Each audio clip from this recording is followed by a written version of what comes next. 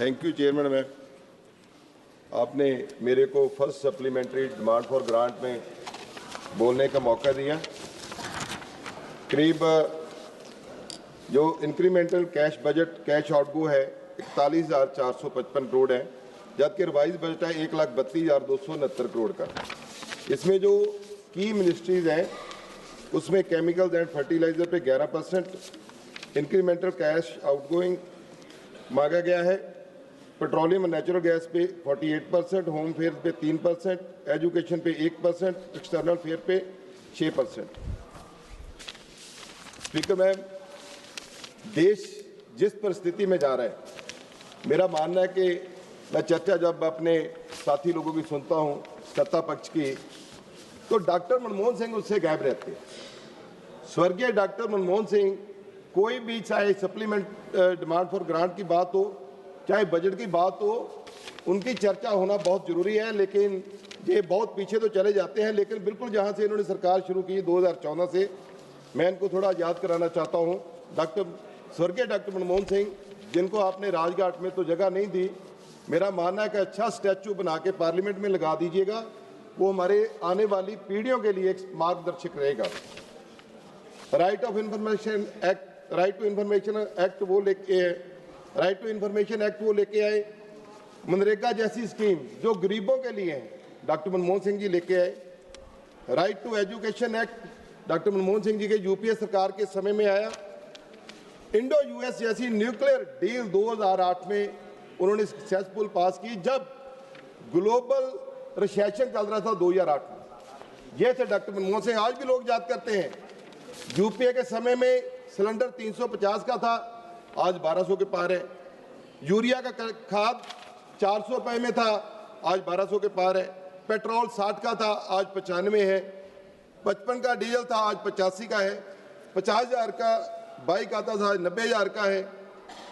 Discharge जो common है बंदे के लिए 150 का था, आज 500 का हो गया है। ड्राइविंग लाइसेंस 250 का बनता था, आज 5,000 का है। और 55 लाख का जो डेबिट था, आज 2.5 लाख करोड़ का करीब गवर्नमेंट के हो गया। मैडम, आज लोग डॉक्टर मनमोहन सिंह जी यूपीए की सरकार की हर जगह चर्चा करते हैं। मैं कहना चाहता हूं, जो सप्लीमेंट्री डिमांड फॉर ग्रांट है, मैडम हमें ज़्यादा एजुकेशन के ऊपर भी ध्यान देना चाहिए था। आज हमारा जो एजुकेशन के ऊपर खर्च है वो 3 से 4.6% ऑफ द जीडीपी, जिनका मुकाबला कर रहे हैं, जिनको कभी ये मित्र बताते हैं, जब वो बात करते हैं तो उनके पास उनके लिए जवाब नहीं है। जापान जैसा कंट्री 5 से 7% जीडीपी का, यूएसए 6%, चाइना 6.13%, जर्मनी 4.6%, यूके 5.3%। मेरा कहने का मतलब है मैडम, जब तक एजुकेशन का बजट आप नहीं बढ़ाओगे, चलो बजट पास हो गया, लेकिन उसके बाद सप्लीमेंट्री डिमांड फॉर ग्रांट में एजुकेशन के ऊपर ज़्यादा डिमांड करनी चाहिए थी, उसका रिसर्च के ऊपर डिमांड होना चाहिए था। ड्रॉप आउट रेट बच्चों का बहुत बढ़ रहा है, उसके ऊपर कोई चिंता नहीं है। सेकेंडरी लेवल का 8.2%, मिडिल लेवल का 3.5%, प्राइमरी 2.3%। मैडम, ये जो ड्रॉप आउट हो रहा है, ये हमारी आगे आने वाली जनरेशन है। पिछले 5 साल में 65,70,000 बच्चे ड्रॉप आउट हुए हैं। मैडम, चिंता की विषय है, 30,000 हमारी बच्चियां हैं, गर्ल्स, उसमें ड्रॉप आउट हुई। इस बजट में उसके लिए कोई भी प्रावधान की नहीं मांगा गया कि उसको कैसे सही होना चाहिए। उसके लिए इंफ्रास्ट्रक्चर अच्छा होना चाहिए, वो नहीं है। सैनिटेशन की प्रॉब्लम है, टीचर कम है, और सबसे बड़ी जरूरत, मैं संसद से कहना चाहता हूं कि हमें क्वालिटी एजुकेशन के लिए समय समय पे अच्छी पॉलिसी गवर्नमेंट स्कूल में लेके आनी होगी, तब जाकर ये हम ठीक हो सकता है। मैंने मिनिस्ट्री ऑफ केमिकल फर्टिलाइजर ने 5244 करोड़ मांगे। उन्होंने P&K फर्टिलाइजर फॉर DAPSC में पैसे मांगे हैं उनके लिए। मैडम, मैं कहना चाहता हूं, जब तक प्रोड्यूस, जब यूरिया का अपने देश में क्यों नहीं होता, यूरिया का प्रोडक्शन अपने देश में कम हो रहा है। 2023-24 में 314 लाख मीट्रिक टन था, अब 2024-25 में 307 लाख मीट्रिक टन है। क्यों? 33 यूनिट जो ऑपरेशनल यूनिट है वो उनमें से 27 जो है वो 25 साल पुराने हैं, 7 से ज़्यादा 50 साल पुराने हैं। तो हमें जब ये बजट मांगा गया, इनको भी सब्सिडाइज करके, इनकी टेक्नोलॉजी विकसित करके यूरिया अपने देश में बननी चाहिए। जो बाहर से यूरिया मंगाने के लिए पैसे मांग रहे हैं, सब्सिडाइज कर रहे हैं, फायदा उनको हो रहा है, अपने देश को क्यों नहीं हो रहा। और उसके साथ ही मिनिस्ट्री ऑफ जल शक्ति अलॉटेड बजट में स्पेंड इन्होंने सिर्फ 7% किया है।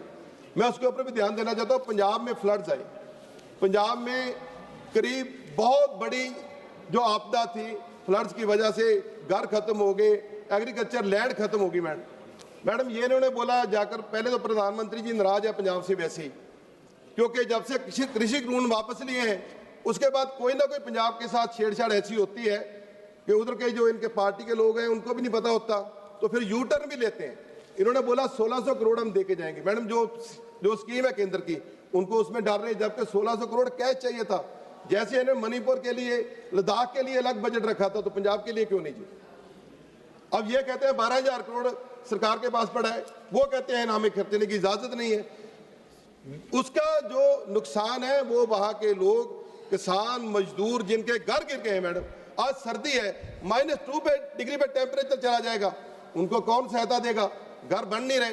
तो ये प्रॉब्लम जो जल शक्ति योजना है, इनको पहले तो वो जो फ्लड आते हैं 5 किलोमीटर स्ट्रेंथन करने की जरूरत है। मेरे जो रावी एरिया का है, करीब गुरदासपुर का कुछ एरिया पड़ता है, कुछ अमृतसर का। और मैं आपके ध्यान में लेना चाहता हूँ, ये जल शक्ति मिनिस्टर नोट करें कि जो भी बांध बने पूरा कंक्रीट का अच्छा बांध बनना चाहिए। ये मिट्टी का बनाते हैं, वहां गोलमाल हो जाता है, हर बार फ्लड आते हैं वो चला जाता है, कोई इंक्वायरी भी उसकी कोई नहीं होती।